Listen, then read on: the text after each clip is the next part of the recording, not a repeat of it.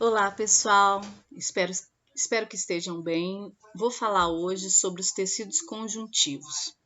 Então, o nosso corpo, ele tem 4 tipos de tecidos: tecidos epiteliais, tecidos conjuntivos, tecidos musculares, tecido nervoso. A gente coloca assim no plural porque a maioria desses tecidos se subdividem. Então, na verdade, já falei do tecido epitelial. Vou falar hoje dos tecidos conjuntivos, depois dos tecidos musculares e depois do tecido nervoso. Então, o conjuntivo, ele possui as funções de sustentação do nosso corpo, de preenchimento no nosso corpo e de transporte de substâncias. As fibras do tecido conjuntivo são formadas por 2 tipos de proteínas. Lembre-se de que proteínas são formadas por aminoácidos. Os 2 tipos de proteínas que formam o tecido conjuntivo é o colágeno e a elastina. Então, essas duas fibras proteicas que fazem parte do tecido conjuntivo fazem a nossa pele ter a elasticidade que tem e também a resistência que tem. Então, hoje existe aí uma forte propaganda, principalmente em relação ao colágeno, né? Então, o colágeno, ele é uma proteína. Como proteína é formada por aminoácidos e você tem essa pele firme, como tem, graças ao colágeno e à elastina, que são proteínas, que são formadas por aminoácidos. Então, quando você se alimenta com alimentos ricos em proteína, que tem consequentemente aminoácidos, você vai digerir essas proteínas, absorver os aminoácidos que formavam essas proteínas, e com esses aminoácidos que chegam à sua célula, aí você vai construir as suas próprias proteínas. Então, ter uma alimentação equilibrada, saudável, rica em proteína, faz com que você consiga produzir as suas próprias proteínas. Lá no tecido epitelial, eu falei sobre a importância da gente beber água, manter a nossa pele hidratada. Agora aqui, também alimentação, né?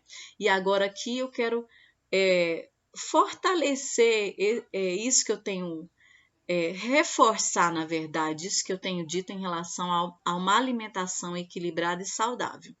Então, para você ter uma pele firme, saudável, é importante você beber água, você ter aí uma alimentação adequada e saudável. A pele ela é formada pelo tecido epitelial, que é um tecido que possui terminações nervosas, mas não possui vasos sanguíneos. E esse tecido epitelial, ele é sustentado pelo tecido conjuntivo que está logo abaixo dele. Então, a pele é um órgão, o maior órgão do nosso corpo. E esse órgão é formado por tecido epitelial e por tecido conjuntivo. Então, para manter uma pele firme, saudável, vistosa, é importante você beber água para hidratar de dentro para fora. É importante você passar hidratante, que é uma hidratação de fora para dentro. E é importante também você ter uma alimentação equilibrada. Essa alimentação equilibrada precisa ter principalmente proteína. Proteína e depois os outros elementos, né? Carboidratos, lipídios, vitaminas, sais minerais. Então, quando você cuida da sua alimentação, suprindo as suas necessidades nutricionais, você mantém os tecidos do seu corpo saudáveis, especialmente o tecido conjuntivo, que é formado por colágeno e elastina. Então, hoje se valoriza muito a pele saudável, vistosa, né? E aí tem propagandas, as pessoas passarem colágeno na pele, fazerem tratamentos com colágeno. Então, se você tem uma boa hidratação, passa protetor solar, se você tem uma alimentação equilibrada, saudável, nutritiva com proteína, você vai ter essa pele de que necessita, tá? As células do tecido conjuntivo são bem diversificadas, tanto em relação à forma como em relação também ao tamanho e às suas funções. Os tipos de tecidos conjuntivos que existem são 4.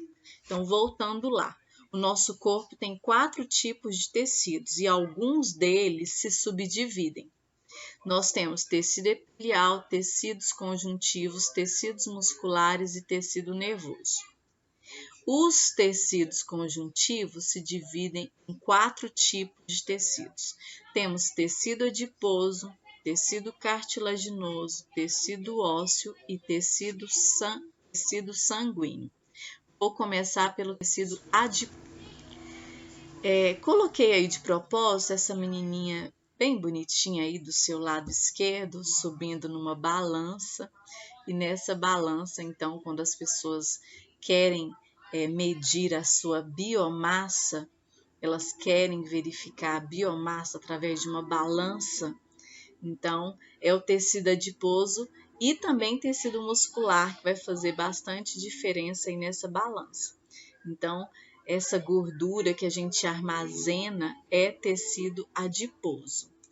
Então, pessoal, vou falar agora de tecido adiposo, que é o primeiro tecido conjuntivo que nós vamos estudar. O tecido adiposo ele é composto por células adiposas, que são células que acumulam gordura. Essas células são chamadas de adipócitos. Esse tipo de tecido tem como principal função, tecido adiposo tem como principal função o isolamento térmico do corpo.